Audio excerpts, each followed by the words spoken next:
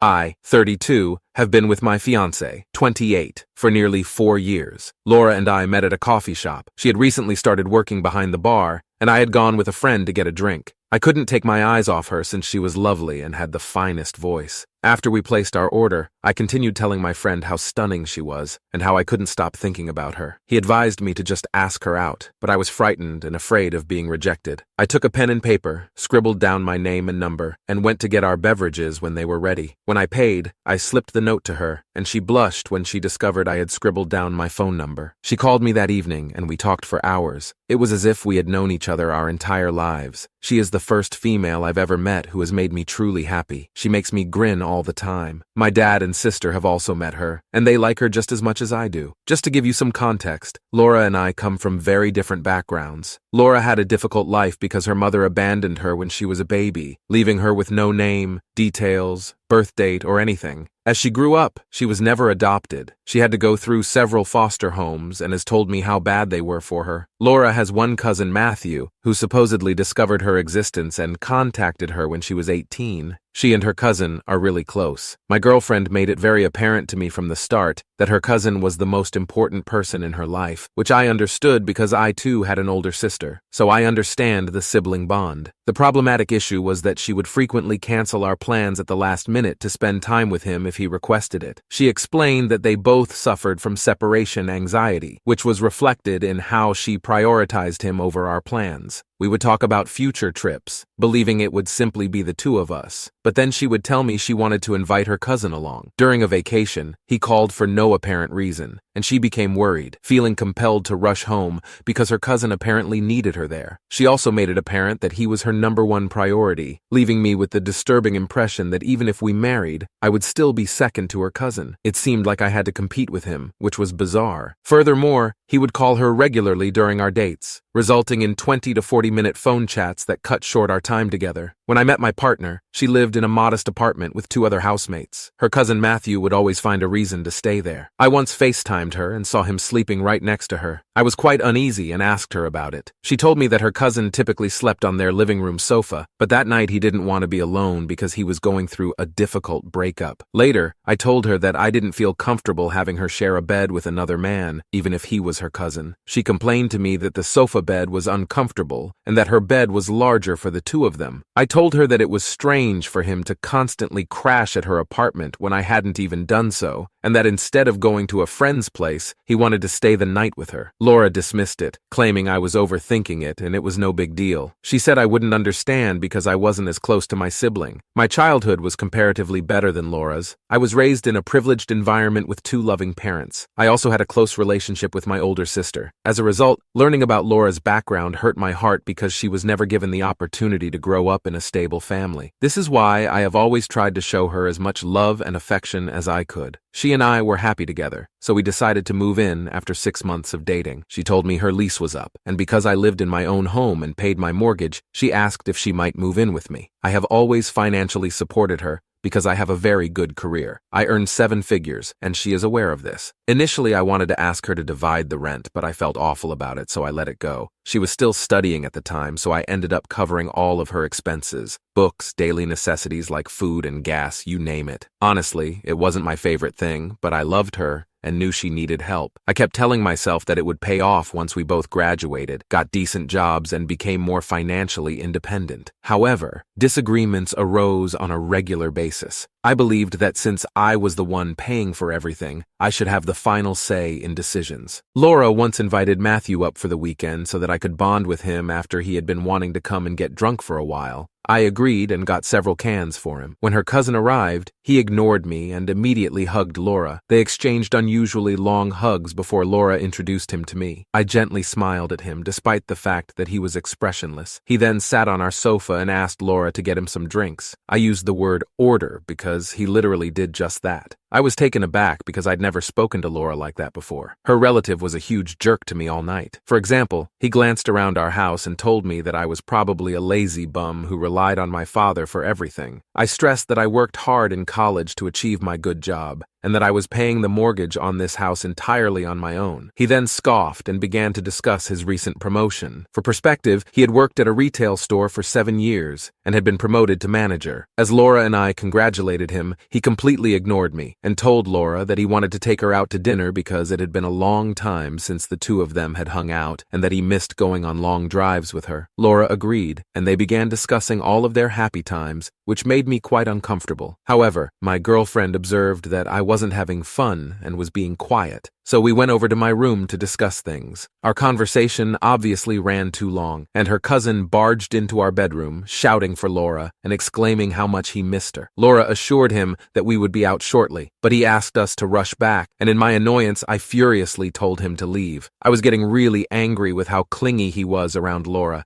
and it baffled me that she didn't see this. After settling things, we decided to return because I didn't want to keep my girlfriend from her cousin. She paused to use the restroom, and I waited in the hallway. From there, I could hear her cousin ranting at the television, and he sounded absolutely inebriated. This is when I discovered he had been drinking continually since he arrived at our house and was about 5 cans down. When Laura walked out of the toilet, he began telling her how he wished they had met at a bar and had a good time together because this was dull and he wanted to go out. Laura may have observed that he was extremely drunk, so she advised him to relax for a while since he had a car. Her intoxicated relative went on to explain how much he disliked the idea that she was with me and wished I had never entered his life. I was furious, and I honestly didn't care what prompted him to say this. I demanded to know what his problem was because there was no cousin in the world who was more invested in his cousin's life. However, he retaliated by cursing and hitting me. I'm now 6'2" and considerably taller than him, so I had to restrain myself from gravely injuring him. Laura begged me not to hurt him as he screamed obscenities at me. I threw him one punch and he was out cold. Laura shrieked, "I killed him!" But he was simply unconscious, and she checked his respiration. I told her he could sleep on the sofa until he felt better. Laura immediately turned to me and told me that what I had done was unforgivable. I informed her that if that was the case, she could leave. I saw her eyes well up with tears, but I was too exhausted to argue, so I went up to my room and fell asleep. When I awoke the next day, the cousin was nowhere to be found. When I asked Laura, she said he wanted her to apologize to me for last night, and that he would not file charges against me. I scoffed and told her that her cousin was lucky I didn't bring charges against him because he was the one who attacked me while drunk. Laura waved it off and apologized for becoming mad at me last night. I accepted her apologies, and Matthew has avoided me as much as possible ever since. Laura must have seen him every weekend, but he never approached me. By the 3rd year of my relationship with Laura, I was exhausted from being the primary financial support in the home. She would practically expect me to fund all of her school-related expenses, despite the fact that she had saved money from her part-time employment. Around the same time, I noticed she was acting entitled, as if she expected all of my assistance. When she eventually landed an internship, I believed she'd be able to become more financially independent. However, she would spend her money on high-end products such as shoes or purses. She possessed a lot of shoes,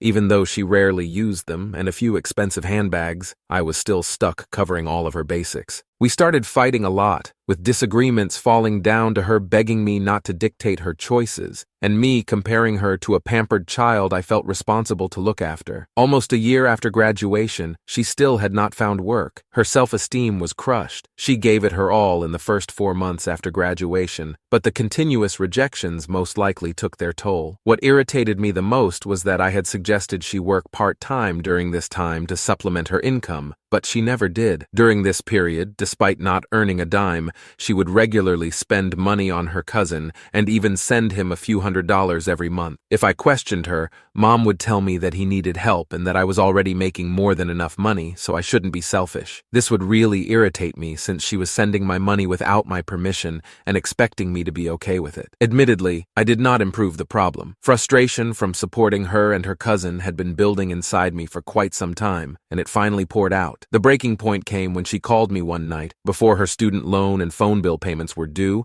and asked for assistance. I lost my calm, yelled, and labeled her an ungrateful person who only exploited me for money and did nothing for herself. I told her our relationship was a charade and that I deserved better, a true partner, not a spoilt daughter. I told her that I had been thinking about breaking up with her, She instantly began sobbing and apologized to me. She told me she was going to do better and that she had no idea how I felt. She felt bad about what I had been going through. Fortunately, she has kept her word since that chat. She began searching for another job. She didn't help her cousin as much as she had before. When she found a job, she began to contribute to her bills. For the first time, I felt much better about our relationship because she was now an almost equal partner. I chose to propose to Laura in July of last year, with plans to marry her in May of this year. She accepted my proposal, and we shared it on social media. However, when she went to visit her cousin that weekend, I discovered she had taken off her wedding band. When I questioned her, she explained that her cousin was extremely sensitive and that she would gently break the news of our engagement to him. I chuckled and asked her why this was such a huge problem, but she warned me not to get involved, claiming he was her family and she knew how to manage him. This was correct, so I let it go. I wanted to do something nice for myself and Laura, so I checked my finances and saw that I could easily purchase a home for us. I could rent out the property I currently live in and make some extra money. I wanted to buy this house as a wedding present for both of us and begin anew with Laura. I even spoke with a realtor who may help us look at some lovely properties. Laura was pleasantly delighted when I told her the news. She hugged me and said she was excited to begin the next chapter of her life with me. We've spent months looking for the perfect house. Laura had a lot of ideas about these properties and wasn't ready to commit. Nevertheless,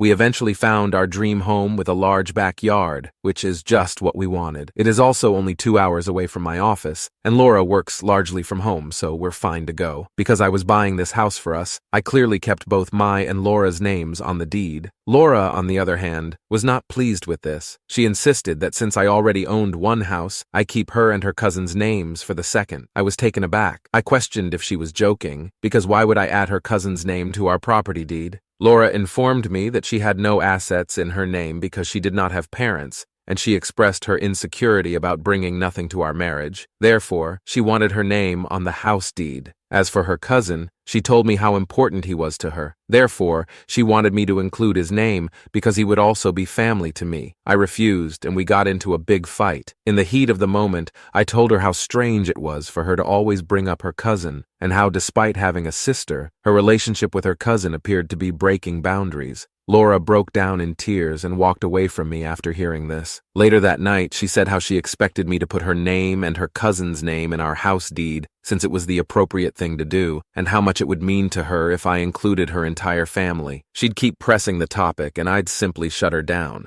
The tension between us increased when the conversation returned to this demand. It felt like a never-ending cycle, with her emphasizing the significance of involving her cousin in our home ownership, and me trying to figure out why this was even an option. I was caught up in a tornado of bewilderment, aggravation, and rising anxiety about the entire scenario. Then, last week, I ran into Laura's best friend, Chloe, in a coffee shop near my job. It turned out that she had an interview with a local company. I've met Chloe a few times, and Laura and she have been friends since high school. Laura doesn't have many friends, so she and Chloe were really close. Chloe complimented me on my forthcoming wedding and teased me about becoming a married man. I gave an uneasy smile. She inquired about our wedding plans, and I struggled to respond truthfully. During this time, I was questioning whether I had done the right thing by asking Laura to marry me, as we were constantly fighting about the house deed. I couldn't even discuss this with anyone because I didn't want my sister or parents to have a negative impression of Laura. Chloe sensed my concern and demanded more information. Unable to contain myself, I decided to reveal Laura's unusual requirements regarding the house deed. I told her how Laura insisted on including her cousin's name and would not back down. Chloe's eyes widened in amazement, and she explained that this was quite weird. I told her that's exactly how I felt. For the first time, I felt validated that someone could see how strange my fiancé's request was, as it felt like I was insane. Chloe then hesitantly asked whether I understood the entire story regarding Laura and her nephew Matthew. I shook my head in confusion, and Chloe spilled the beans. Laura's so-called relative does not appear to be her true cousin. Laura met Matthew, another orphan, while growing up in various foster homes. They rapidly became close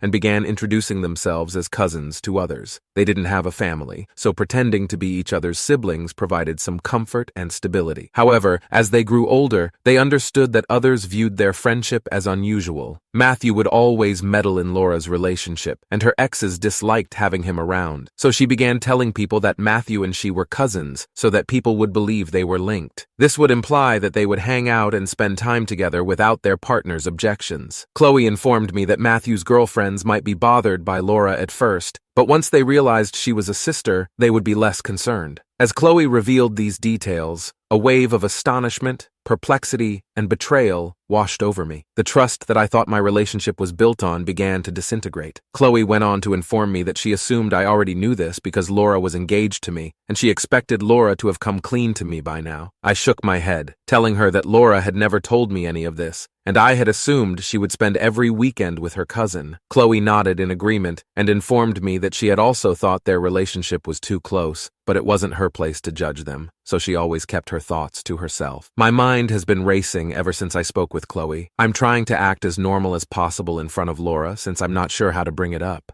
I'm at a loss for words, and there is a lot to think about. I'm terrified to bring this up and find out how she's been lying to me throughout our relationship. This could be the end of us, since I'm not sure if I can ever trust her again. Am I an asshole for breaking my relationship with my fiancé because she lied to me about her cousin? Should I give her the benefit of the doubt because of the years we've spent together? Please, Reddit, assist me. Update 1. Thank you for all of your advice. I know how to proceed from here. I've always considered methods to change a negative situation into a positive one, as well as how to avoid acting on or feeding off of negative feelings. It had been tough to see how to achieve it for several days. For the majority of people who advise me to leave the relationship, I believe that is the best option. Before that, I need to have an open talk with Laura to get her side of the story. Otherwise, I'll be wondering why she lied to me for the rest of my life. I also contacted my folks and told them everything. My parents have told me the same thing that everyone else in the comments section has said. They don't want me to marry Laura, and they are relieved that Laura and I are not legally or financially linked to one another, making it easier for me to end the relationship. I will notify you whenever I confront her. Update 2. So I finally sat down with Laura yesterday. Confronting Laura was both stressful and necessary. I needed answers, and I owed it to myself and our relationship to figure things out. I didn't mince words,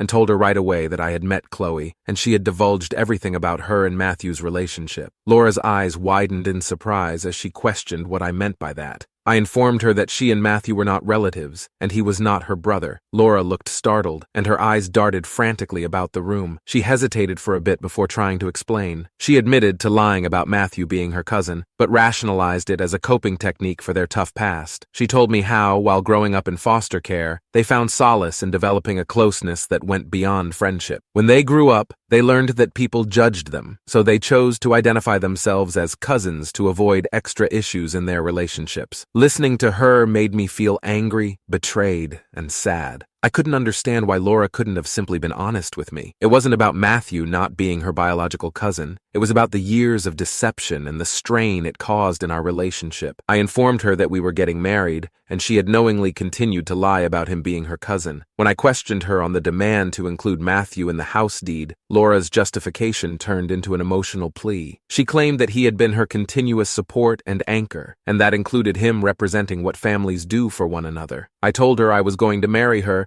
and establish a family with her, but instead of considering me part of her family, she wanted to add a guy she met in foster care and referred to as her cousin. Laura began to cry and informed me that their relationship was completely platonic. This made me giggle, and I told her that Matthew's behavior toward her was not platonic in any sense. I asked her whether she had been sleeping behind my back with him all this time, but she flatly rejected it. I probed her, asking if she and her boyfriend had never done anything romantic. She broke down and explained that he was her first boyfriend, and they were each other's firsts. She told me that they were only together for a short time before breaking up because they recognized they were not a good match. She kept saying how they only platonically loved each other now. However, my tolerance had worn thin, and I could no longer tolerate these excuses. I conveyed my displeasure at the lies she had spoken about our relationship. I informed her that I could no longer be with her, knowing what I knew. This made her cry even more, and she began explaining why she had been keeping this secret for so long. She tried to guilt-trip me by saying that I was abandoning her like her mother had done years before, and that she couldn't live without me. I told her I couldn't continue the relationship since the basis of trust had collapsed irreversibly. At that that point, I no longer cared about her feelings and requested that she return my engagement ring. The ring belonged to my grandmother and was a family heirloom. I gave it to her with my mother's approval, hoping that she and I could have a family together. However, now that I was done with her, I didn't want her to go with the ring. She begged me not to call off the engagement, but I stayed firm. Laura then refused to return the ring, claiming that because I gave it to her, it now belonged to her. I informed her that what she had done to me amounted to catfishing because she had relied on me financially throughout the relationship and then lied about her alleged relative. I informed her she could not leave my house until I received my ring back. She reluctantly removed the ring,